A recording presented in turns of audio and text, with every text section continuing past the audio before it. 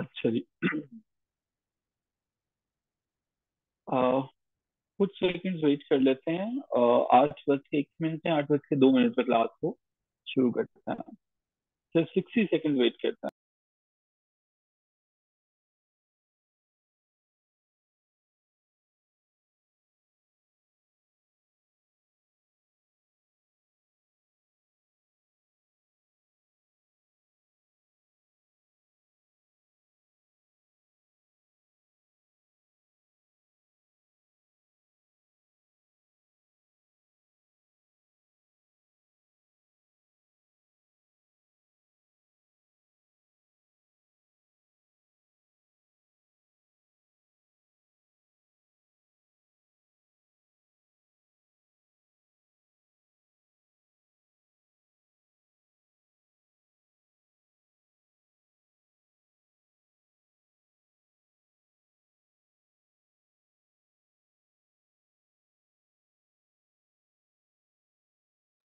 Okay जी, thank you so much all of you. आप सबने वेट किया।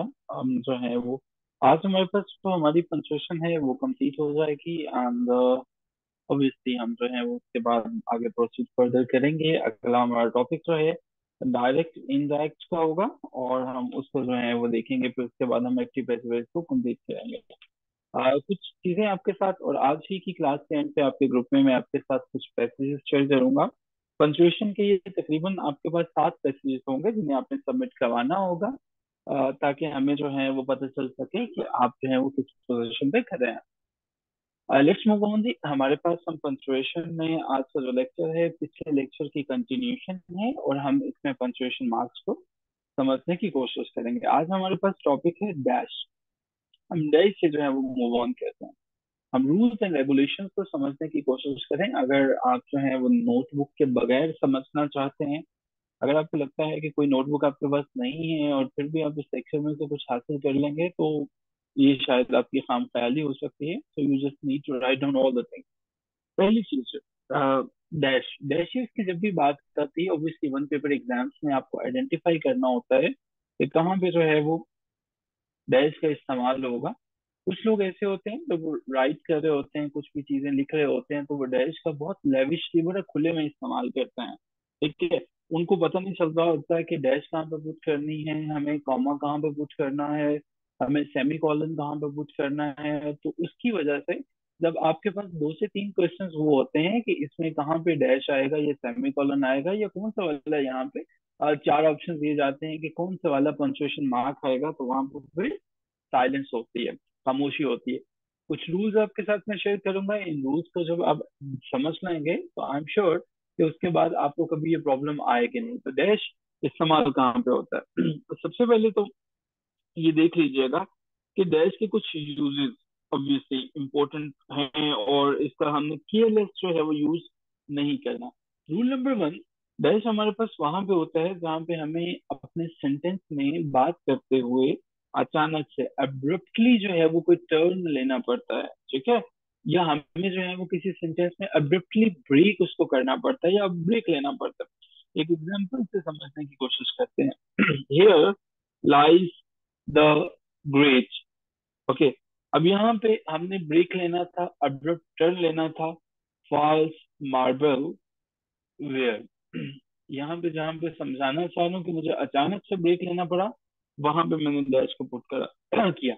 एक और सिंपल सा सेंटेंस लेते हैं।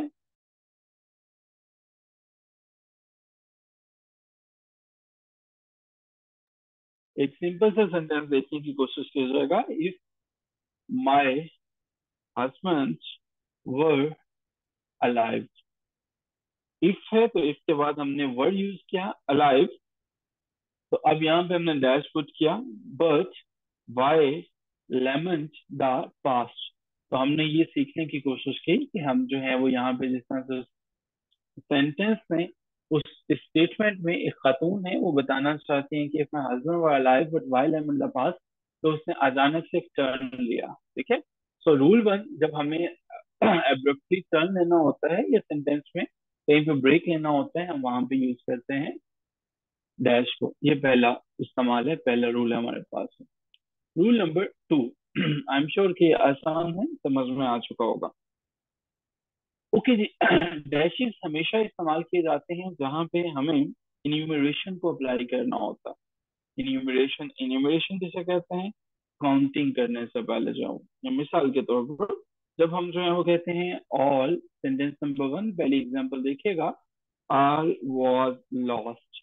अब यहाँ पे हम डैश पुट करते हैं, और यहाँ पे उसके बाद हमने, क्योंकि लिस्ट में बात कर रहा हूँ, हेल्थ है, हैप्पीनेस है, ऑनर है, फ्रेंड्स है, तो जहां पे हमें इन्यूमरेशन करनी होती है, जहां पे हमें एक से ज्यादा चीजों पर बात करनी होती है, इन्यूमरेट करना होता है, वहां पे हम डैश को पुट करते हैं। ठीक है, क्या आप मुझे बता सकते हैं सेंटेंस टू में हम कहाँ पे डैश पुट करेंगे?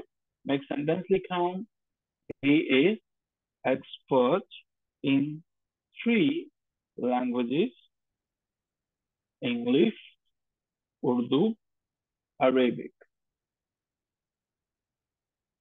बता सकते हैं कि यहाँ पे हम जो है वो कहाँ पे डैश पुट करेंगे? Is expert in 3 languages, English, Urdu, Arabic, कहाँ पे हमारे पास होगा? यस, ग्रेट जी, जिनका आंसर ये है कि हम लैंग्वेजेस के बाद पुट करेंगे। बिल्कुल, हम जो है वो यहाँ पे हम पुट करेंगे लैंग्वेजेस के बाद जो है वो डैश पुट करेंगे। ये सिंगल पुट करेंगे, डबल नहीं पुट करेंगे। ठीक है, ये मैं आपको समझाने के लिए पुट कर रहा हूँ, सिंगल डैश पुट करेंगे।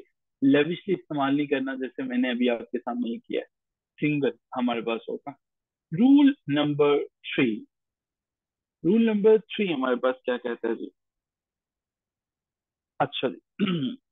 जब हमें वर्ड को अपोजिशन में शो करना होता है, ठीक है, अपोजिशन में, तो मुझे बता सकता है कि अपोजिशन जो है वो इससे क्या मुराद होता है? जब हम कहते हैं कि वर्ड्स इन अपोजिशन, इससे क्या मुराद होता है? चैट बॉक्स में बता सकते हैं। Let's see how many digits are there. Word in opposition.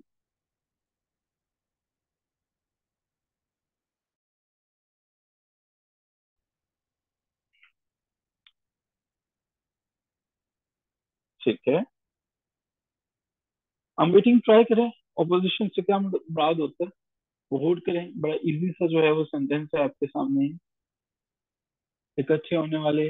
Very good, Naeem ने ट्राई किया, बाकी भी ट्राई ट्राई करें। ट्राई करने में क्या अर्ज है?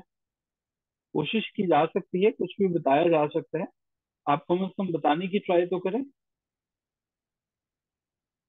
ट्राई करें जरा, एक साथ दो बातों को एक्सप्लेन करना। ग्रेट होगा जी। अच्छा जी। ठीक है, जो रिलेशन को शो करें, समरा गिलानी है, नईम है और जैनब है, इन्होंने बताया। ठीक है, अच्छा एक सेंटेंस देखने की कोशिश करते हैं। बिल्कुल ऐसा ही है कि जब आपके पास जो है वो वर्ड्स होते हैं, और इस तरह से जो है वो वर्ड्स आते हैं कि वो इकट्ठे होते हैं। ठीक है, वो इकट्ठे होते हैं, साथ साथ होते हैं।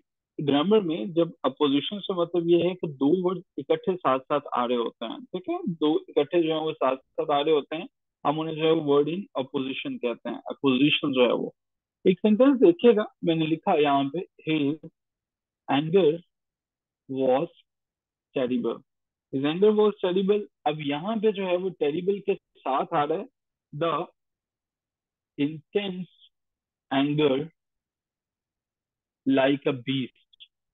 ठीक है, तो ये हमारे पास, तो जहां पे हमें दो वर्ड्स हमारे पास जो हैं वो अपोजिशन के अंदर आ रहे होते हैं, हम वहां पर भी डैश को इस्तेमाल करते हैं। ये हमारे पास रूल नंबर 3 कहता है। ठीक है, अगर आप जो है वो वर्ड अपोजिशन की बात करें तो जिसमें साथ साथ होता है।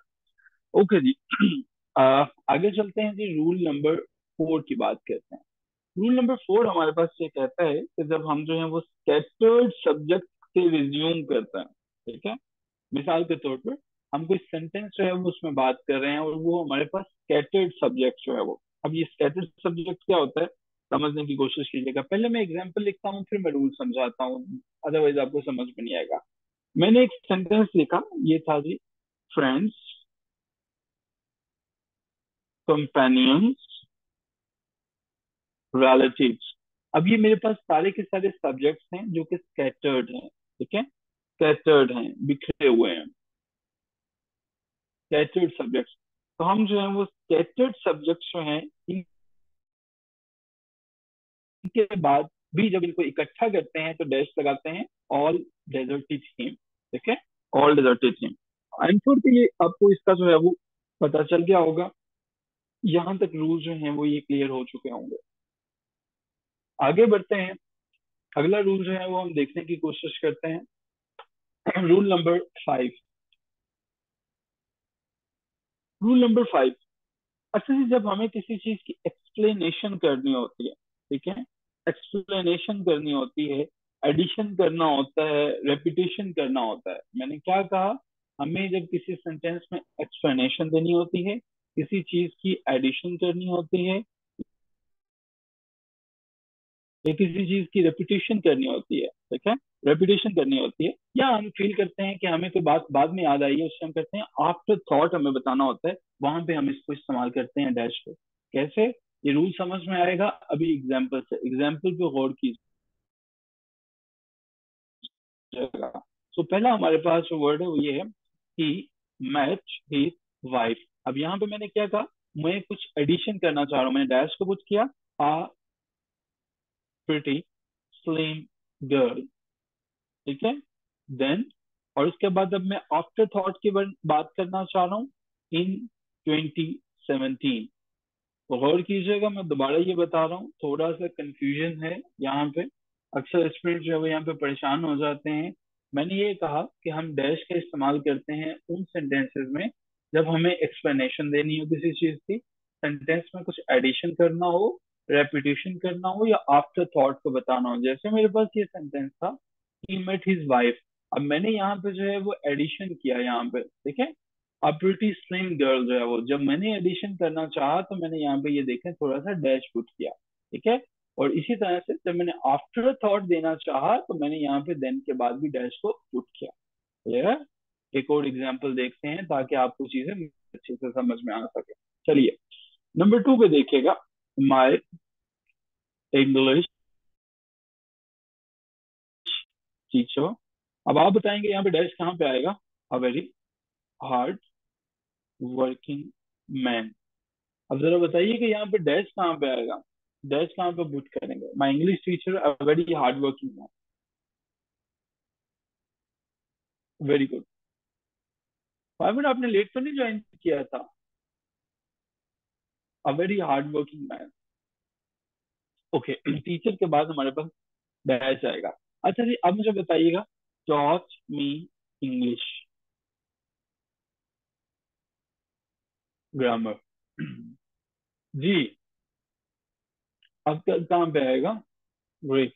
अब हमारे पास मैन के एंड पे आएगा, एक्सलेंट, एक्सलेंट, एक्सलेंट।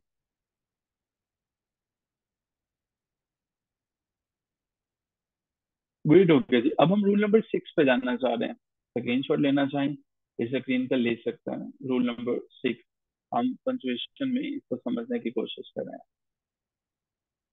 डैश में रूल नंबर 6 है जी। रूल नंबर 6 क्या कहता है कि हमें कहाँ कहाँ पे डैशेस जो है वो उनको पुट करना होता है, उनको जो है वो देख सकते हैं। देखिए, अभी हम जो है वो हम बिल्कुल कॉमा यहाँ पे यूज नहीं कर सकते हैं इमरान साहब। कॉमा हम तब यूज करते हैं जहाँ पे हमें जो है वो वहां पे पॉज लेना है। यहाँ पे मैंने बताया हमें एक्सप्लेनेशन देना था या हमें आफ्टर थॉट देना था, ठीक है, इसलिए हम यहाँ पे कॉमा यूज नहीं करेंगे, ठीक है। कॉमा कभी भी एक्सप्लेनेशन के लिए, एडिशन के लिए, रेपिटेशन के लिए या आफ्टर थॉट के लिए इस्तेमाल नहीं होता, ठीक है। उसके लिए हम डैश को इस्तेमाल करते हैं, ठीक है। अच्छा जी, हम किसी सेंटेंस में जब कोई पॉज लेना चाहते हैं, किसी सेंटेंस के अंदर कोई पॉज लेना चाहते हैं, या किसी सेंटेंस के अंदर जब हम सस्पेंस पैदा करना चाह रहे होते हैं, सस्पेंस को पैदा करना चाहते हैं, जिसमें एक स्पीकर, यानी कि मैं अगर एक स्पीकर हूँ और मैं अपनी ऑडियंस को जो है वो क्या करना चाहता हूँ, डाउट में पुट करना चाहता हूँ, जब तक कि मैं उसको खुद नहीं बताता, वहां पे भी हम डैश को यूज करते हैं, ठीक है, पॉज के लिए और सस्पेंस के लिए। सेंटेंस देखिएगा, the experiment was not made, okay जी, the experiment was not made। अब यहाँ पे मुझे सस्पेंस में डालना है, उसके बाद फॉर वांट ऑफ मनी, ठीक है, फॉर वांट ऑफ मनी। ये जो सेंटेंस था, मैं ये चाहता था कि मेरी ऑडियंस जो है वो उन्हें ना पता चले, और वो उनको जो है वो सोचने का मौका मिले। सो हमारे पास जहां भी सेंटेंस के अंदर हमें कोई पॉज लेना होता है, या हमें जो है वो सस्पेंस जो है वो क्रिएट करना होता है, वहां पे हम डैश का इस्तेमाल करते हैं। ठीक है। आई एम श्योर कि डैश का ये यूज जो है वो आपको क्लियर हो चुका होगा। ठीक है जी। बाजू का जो है रूल नंबर 7, अब देखिएगा, आसान है, इस पे ज्यादा हम बात नहीं करेंगे। रूल नंबर 7 क्या कहता है जी? रूल नंबर 7 ये कहता है कि जब जो एक स्पीकर है, आप उसकी जो है वो एजिटेशन को शो करना चाहते हैं, आप उसकी हेजिटेशन को शो करना चाहते हैं, आप उसके जो है वो चेंज ऑफ माइंड को शो करना चाहते हैं, वहां पे भी आप डैश इस्तेमाल कर सकते हैं। आप रिमेम्बर, जब आप जो है कोई सेंटेंस देखते हैं, यस, यस, उसके बाद हम लोग, ओ, यस, रिप्लाइड अली। ठीक है, तो यहाँ पे हमें जो है वो हेजिटेशन को, चेंज ऑफ माइंड को, एजुकेशन को शो करना है, तो वहां पे हम जो है वो डैश का यूज करते हैं। आसान सा यूज है रूल नंबर 7। ठीक है। अब काफी इजी है रूल, तो थोड़ा सा तेजी के साथ आगे बढ़ते हैं। रूल नंबर 8 हमारे पास से बताता है कि जब जो है वो हमें अनयूजुअल फीलिंग्स को जाहिर करना होता है, अनयूजुअल फीलिंग्स को जाहिर करना होता है, तो तब भी हम जो है वो डैश का इस्तेमाल करते हैं। मिसाल के तौर पर एक सेंटेंस देखिएगा, he found that she was, अब अनयूजुअल फीलिंग है तो शी वाज डेड। तो जहां पे हमें अनयूजुअल फीलिंग्स को एक्सप्रेस करना होता है, वहां पे हम जो है वो डैश का इस्तेमाल करते हैं। ठीक है। इसी तरह से जब जो है वो फीलिंग्स में, इमोशंस में, आइडियाज में तब्दीली आती है, वहां पे हम जो है वो इसको यूज करते हैं। जैसे अगर मैं ये बात करूं, द कायदे आजम, अब जब जो है वो हम कायदे आजम की बात करेंगे, तो अब जो है यहाँ पे how we honour he was the founder of Pakistan. So जी, अनयूजुअल फीलिंग्स की एक्सप्रेशन के लिए भी हम जो है वो डैश का इस्तेमाल करते हैं। आई एम श्योर कि ये चीजें सारी की सारी आपको जो है वो क्लियर हो चुकी हैं। Is it fine? अगर ये चीजें क्लियर है, हम एक टेस्ट सेशन में से गुजरेंगे, और अभी जो है वो देखने की कोशिश करते हैं कि कितनी आपको जो है वो पंचुएशन और डैश का इस्तेमाल जो है वो पता चल चुका है। लेट्स सी, आप अपने आप को टेस्ट में से गुजारिएगा। ये टेस्ट 1 है जी हमारी आज की क्लास का, और पहला सेंटेंस मैं पूछ कर रहा हूँ, इसको आपने बताना कि कहाँ कहाँ पे हम जो है वो पंचुएट इसे कर सकते हैं।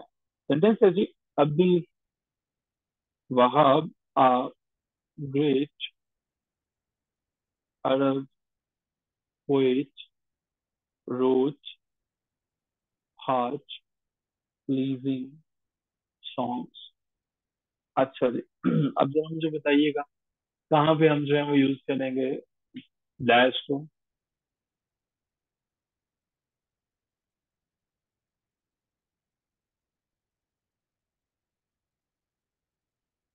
कितने लोग जो है वो एक्टिव लोग हैं जिन्हें पता चल गया? ओके, वेरी गुड जी, एक्सेलेंट। जैनब जो है वो, इनका आंसर बिल्कुल ठीक है कि हम अब्दुल वहाब के बाद एक डैश यूज करेंगे, क्योंकि हम एक्सप्लेनेशन दे रहे हैं, हम बता रहे हैं, कुछ एडिशन कर रहे हैं, अ ग्रेट अरब पोएट, और फिर हमने पोएट के बाद भी जो है वो एक डैश डाला, रोड हार्ट प्लीजिंग सॉन्ग्स। ठीक है। जिनका आंसर ये है, वो डेफिनेटली जो है वो उनका आंसर ठीक है। जिनका इसका मुताबिक नहीं है, उनको देखने की जरूरत है। Ali, my English English teacher is a man of letters। जी participants, Ali, my English teacher is a man of letters। बता सकते हैं कहाँ कहाँ पे डैश आएगा, अगर आपने सारे रूल्स जो है वो समझ नहीं है तो? एक्सीलेंट जी, एक्सीलेंट जी, हादिया ने इसको जो है वो आंसर किया। फिर हमारे पास अली के बाद और टीचर के बाद जो है वो आएगा। Excellent, excellent. लास्ट जो है वो सेंटेंस हम पूछेंगे, उसके बाद हम आगे चलेंगे। I pass my matriculation. I was quite young boy then. जी वारिशमेंट।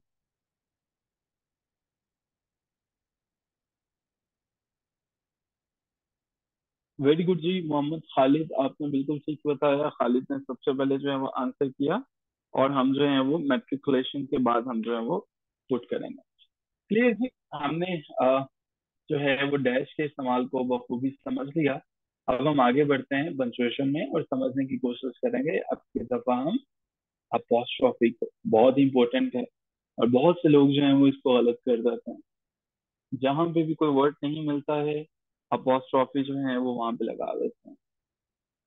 अपोस्ट्रोफी जो है वो, ये अपोस्ट्रोफी जिसे आप कुछ इस तरह से इंडिकेट करते हैं। अपोस्ट्रोफी के कुछ रूल समझ लीजिएगा और कभी ना भूलिएगा, इंपॉर्टेंट है। रूल नंबर वन, जहां पे हमें डिनोट करना होता है ओमिशन को, ओमिशन ऑफ लेटर्स जो है वो, वहां पे हम अपोस्ट्रोफी इस्तेमाल करते हैं। क्या आप मुझे बता सकते हैं कि हम ऑनरेबल को कैसे लिखते हैं? ऑनरेबल में मैं कहाँ पे ओमिट करूंगा? ऑनरेबल में हम किसको ओमिट करते हैं? क्या कोई ऑनरेबल में अपोस्ट्रोफी पुट कर सकता है?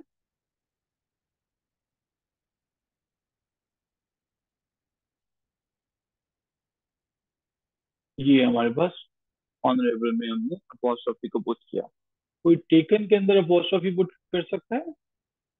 टेकन में हम कहाँ पे करते हैं कि ए पुट करते हैं, और उसके बाद अपोस्ट्रोफी ई एन। तो आपने देखा, जब हमें ओमिशन की बात करनी होती है, जब हमें ओमिट करना होता है, तो वहां पे हम जो है वो अपोस्ट्रोफी को पुट करते हैं। ठीक है। एपोस्ट्रोफी का एक ही इस्तेमाल नहीं है, एपोस्ट्रोफी के इसके अलावा भी इस्तेमाल है। मिसाल के तौर पर हम जो है वो प्लूरल्स बनाने के लिए इस्तेमाल करते हैं। ठीक है। प्लूरल्स जो है वो लेटर्स के भी बनाते हैं और फिगर्स के भी जो है वो प्लूरल्स बनाते हैं। मिसाल के तौर पर एक मिसाल देखने की कोशिश कीजिएगा। माइंड योर एंड, इसका क्या मतलब है? Mind your p's and q's. ठीक है। इसी तरह से जब हम जो है वो लेटर्स को, मैंने बताया कि प्लूरल बनाने के लिए इस्तेमाल करते हैं। इसी तरह से add two, five s and four two s. ठीक है। सो हमारे पास अपोस्ट्रॉफी, जब हमें प्लूरल के या लेटर्स के इंडिकेट करना होता है, इनकी प्लूरल को बताना होता है, तो वहां पे हम अपोस्ट्रॉफी यूज करते हैं। सिंपल से यही जो है वो इसके रूल्स हैं, और इन्हीं को जो है वो आपने याद करना है। अच्छा जी, लास्ट पे सिर्फ हमारे पास जो है हाइफन है, और हाइफन जो है वो आपने याद रखना है। एक सिंपल सी बात है, एक दो बातें हैं कि हाइफन जो है वो क्लबिंग के अंदर इस्तेमाल होती है।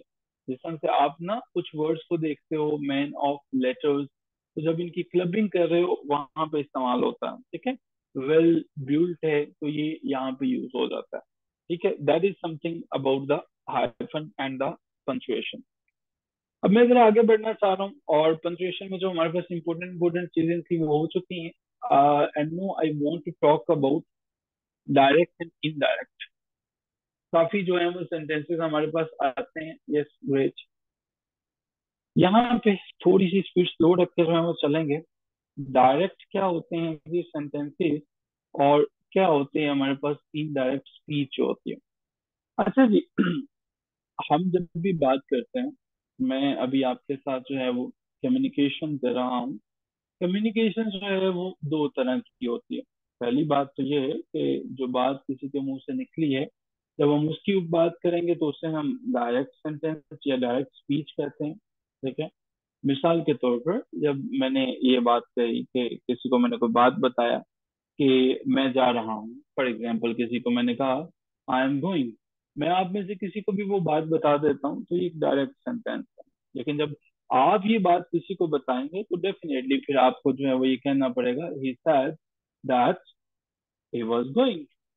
अब ये कहानी जो है, ये कैसे हमने जो है वो इन्वर्टेड कॉमर्स का यूज किया, ये क्या चीजें होती हैं क्या नहीं होती हैं, इन्हें समझने की कोशिश करते हैं। जहां तक मैंने आई एम गोइंग की बात की, ये तो आप बचपन से पढ़ते सुनते आ रहे हैं कि ये डायरेक्ट स्पीच है जिसमें बात करने वाला खुद जो है वो बात करेगा। ठीक है। डायरेक्ट स्पीच का मतलब है किसी के बात करने वाले के अल्फाज को वैसे ही एज इट इज जो है वो दोहराना, उसको हम डायरेक्ट स्पीच कहते हैं। ठीक है। इनडायरेक्ट का मतलब ये है कि किसी को जो उसके अल्फाज थे उसको मैंने अपने लफ्जों में तब्दील कर दिया, अपने लफ्जों में मैंने समझाने की कोशिश की। ये हमारे पास डायरेक्ट और इनडायरेक्ट है। यहाँ तक तो पिक्चर बड़ी सिंपल सी है और आपको पता है कि डायरेक्ट और इनडायरेक्ट क्या है। असल में जो रूल्स हैं, जो मेजर चेंजेस हैं, वो नोट करते चले जाइएगा कि जब आप डायरेक्ट से इनडायरेक्ट में जाते हैं कुछ तब्दीलियां आपको करनी पड़ती हैं। अब जैसे कि आपने इस सेंटेंस को देखा जो अभी आपके सामने था, आई एम गोइंग, एक सिंपल सी बात है, लेकिन जब हमने इसे इनडायरेक्ट में बदला तो कुछ तब्दीलियां आ गई।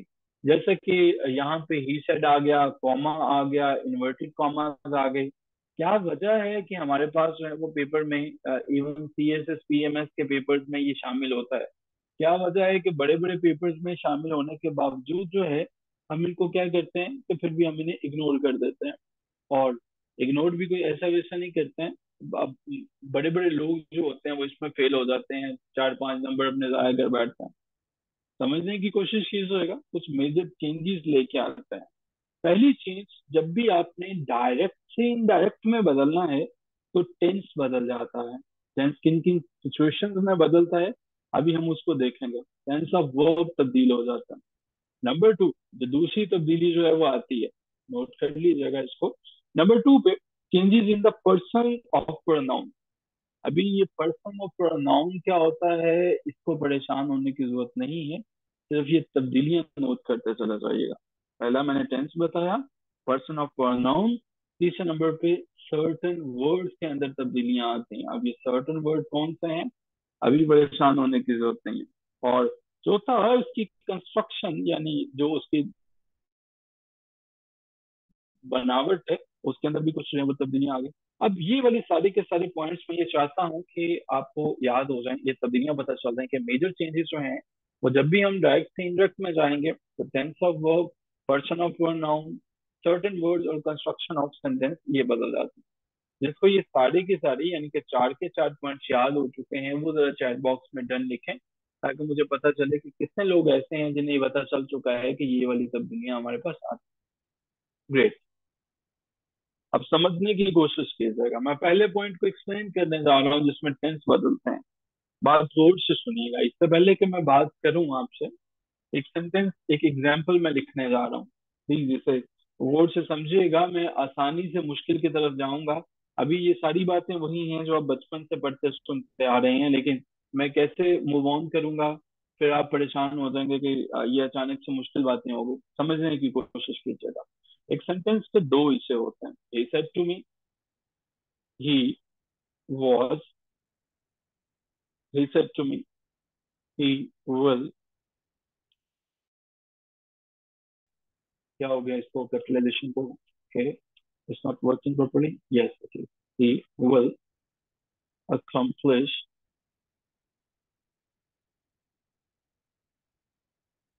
the task। इसमें दो हिस्से होते हैं। एक चीज जो किसी ने रिपोर्ट कर दी, किसी ने रिपोर्ट कर दी, ये हमारे पास जो पार्ट है इसको हम रिपोर्टेड स्पीच कहते हैं। ये भी आपको पता है, बचपन से पढ़ते सुनते आए हैं। बाहर वाले को क्या कहते हैं, जरा ये मुझे बताइएगा। ही सेड टू मी, ये वाला जो हिस्सा है इसको क्या कहते हैं। एक तो हमारे पास हो गया ना, ये वाला तो हो गया रिपोर्टेड स्पीच जो है वो रिपोर्टेड हो गया। तो ये वाला क्या होगा, इसको हम क्या कहते हैं, इसको हम रिपोर्टिंग कहते हैं। Great, excellent. इसको हम जो है वो रिपोर्टिंग कहते हैं। हाँ, अगर जो है कॉमा से बाहर लिखा हुआ ये जो रिपोर्टिंग स्पीच है, इसके अंदर टेंस जो है वो रूल नंबर 1, वो हम रूल्स पे आ जाते हैं। अगर हमारे पास जो टेंस होता है या तो वो प्रेजेंट हो और या हमारे पास वो फ्यूचर हो, तो फिर हम क्या करते हैं, रिपोर्टेड स्पीच के टेंस पे कोई फर्क नहीं पड़ता। ठीक है। रिपोर्टेड स्पीच के सेंटेंस पे कोई फर्क नहीं पड़ता। सेंटेंस मैं लिखूंगा, आप इसको इनडायरेक्ट बना के दिखाएंगे। He says He is a good boy. जी, he says he is a good boy. आसान सा सेंटेंस मैंने लिखा है। अब देखिए जरा, प्रेजेंट है तो हमारे पास कोई चेंज नहीं होगा, लेकिन इसका पैसिव बनाना है आपने, आई एम सॉरी, इंडेक्ट बनाना है आपने, खाली सा। he says that he is a good boy, very good Hadiya. आपने इसको जो है वो तब्दील किया। एक और सेंटेंस देखिएगा, he will say Ali can go।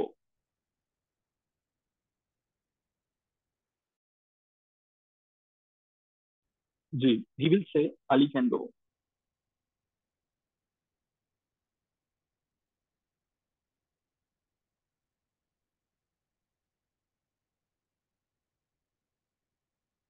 he will say Ali can go।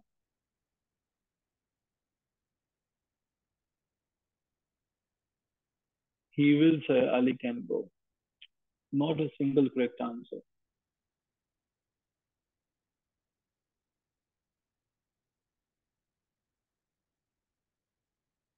हम्म।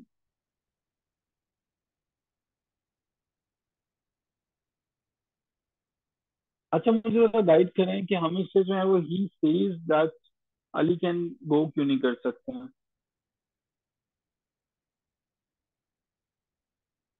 हमने बताया था ना, बैठेगा, फ्यूचर है, दोनों तरह से आप कर सकते हैं।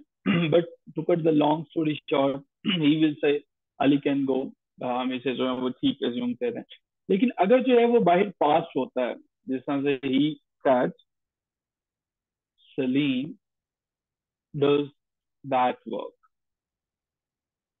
अब जो है वो जरा ये देखिएगा, रिपोर्टिंग वर्ब जो होता है अगर वो जमाना माजी में हो तो रिपोर्टेड स्पीच के तमाम जो फेल हैं वो तब्दील हो जाएंगे।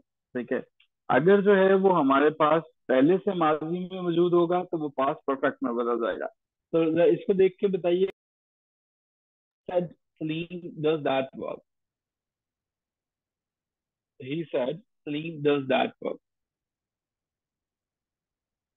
जी पार्टिसिपेंट्स, बाकियों को नहीं समझ में आ रही कि इसको हम जो है वो कैसे तब्दील करेंगे?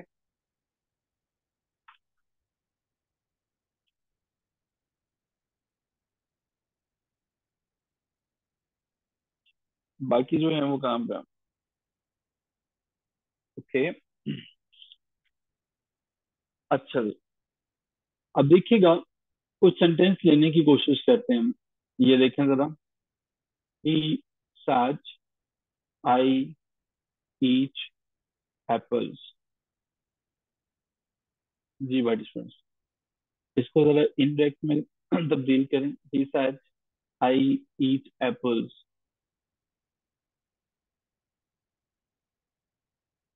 अच्छा जी, ये हमारे पास जो सेंटेंस था, यहाँ पे ये है प्रेजेंट सिंपल में। ठीक है, बिल्कुल ठीक है। अच्छा जी, इसमें जो है वो आप देखने की कोशिश कीजिएगा कि आपके पास जो रिपोर्टेड स्पीच है वो भी तब्दील हो जाएगा। ठीक है, रिपोर्टेड स्पीच जो है वो भी तब्दील हो जाएगा। अब इसमें क्या तब्दीली होती है कि अगर आपके पास जो है वो पास्ट में होगा तो वो पास्ट में चला जाता है। ठीक है, पास्ट में तब्दील हो जाता है। मैं देख रहा हूँ कि जो लोग प्रैक्टिस नहीं कर रहे हैं उनको जो है वो इश्यूज इसमें आ रहे हैं। अब एक और चीज जो है वो देखने की कोशिश कीजिएगा।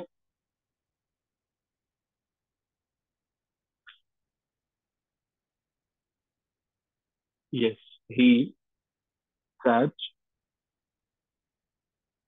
ही will do that work.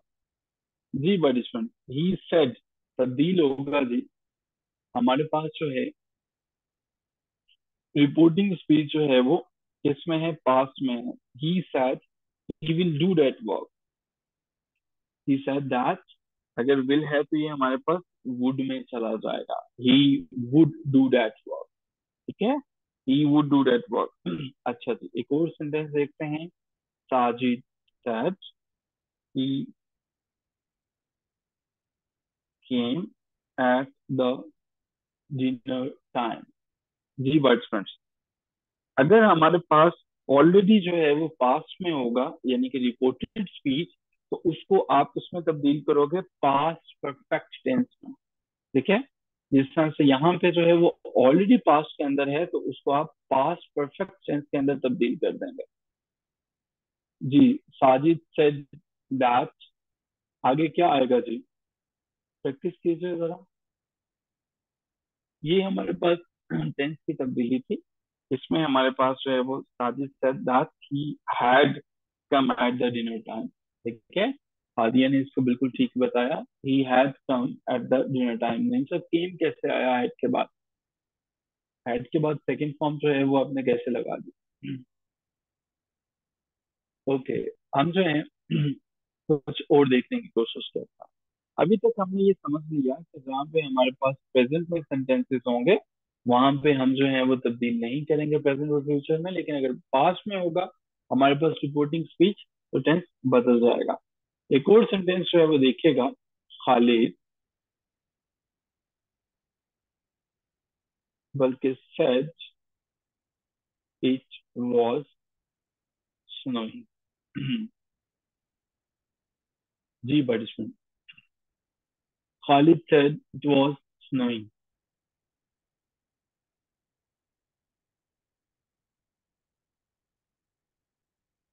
Khalid said that it was, हाँ जी, it had been snowing. Great grammar, great Hadiya. Two people, they are getting all the things. अच्छा, ये देखते हैं कि ये कौन करता है। He said the earth is round। जी, he said the earth is round। Reported speech में जो है वो प्रेजेंट है। ओके, हाली साहब ने बिल्कुल ठीक किया, उन्होंने कहा जी द अर्थ वॉज राउंड आएगा। ठीक है, याद रखिएगा, अगर हमारे पास यूनिवर्सल ट्रूथ होता है, हैबिचुअल फैक्ट होता है, तो उसमें जमाना तब्दील नहीं होता, अगर से बाहर जो है वो माजी क्यों ना हो। दोबारा क्लास को उसी लिंक से ज्वाइन करते हैं और डायरेक्ट इनडायरेक्ट को स्पीच को खत्म करने की कोशिश करते हैं। स्क्रीन शॉट लेना चाहें तो ले सकते हैं। ये हमारे पास जो है वो पहली स्क्रीन है डैश की, ये दूसरी है, ये तीसरी है, ये फोर्थ है, ये फिफ्थ है, ये सिक्स है, और ये हम अभी बात कर रहे हैं। तो अभी वापस आते हैं, यहीं से मूव ऑन करते हैं और समझने की कोशिश करते हैं कि क्यों अर्थ वॉज राउंड नहीं हो सकता, और क्यों जो है वो अर्थ इज राउंड भी जो है वो डायरेक्ट। तो उसी लिंक से दोबारा जाए।